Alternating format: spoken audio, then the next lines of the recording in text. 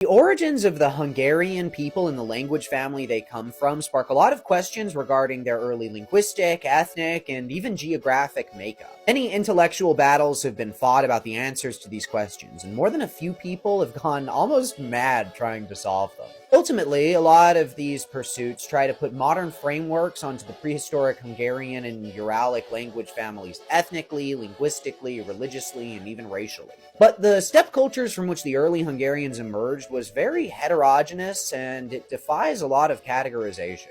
Some theorists, of course, dispute the mainstream idea that the Hungarian language is Uralic and was born near the Ural Mountains, which separate continental Asia and Europe.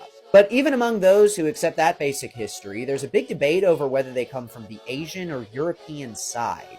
Uralic languages are, after all, spoken on both sides of those mountains. Historian Miklos Molnar sums up just how fruitless most of these debates have been, and how many sciences scholars have tried to draw from to prove one theory or another.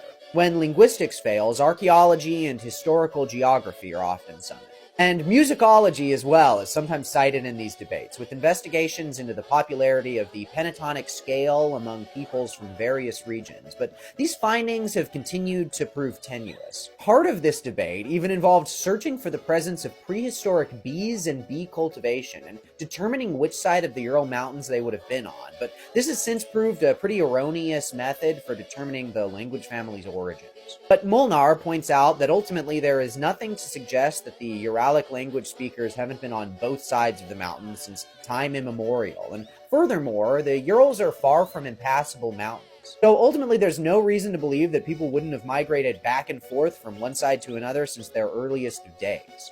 This small debate is such a good example, in my opinion, of the intellectual wars and competing theories regarding Hungarian anthropology. And if you find not just the history of Hungary, but the history of these debates as interesting as I do, follow me on TikTok, Twitter, and Instagram. And check out my Tour and Explorer podcast.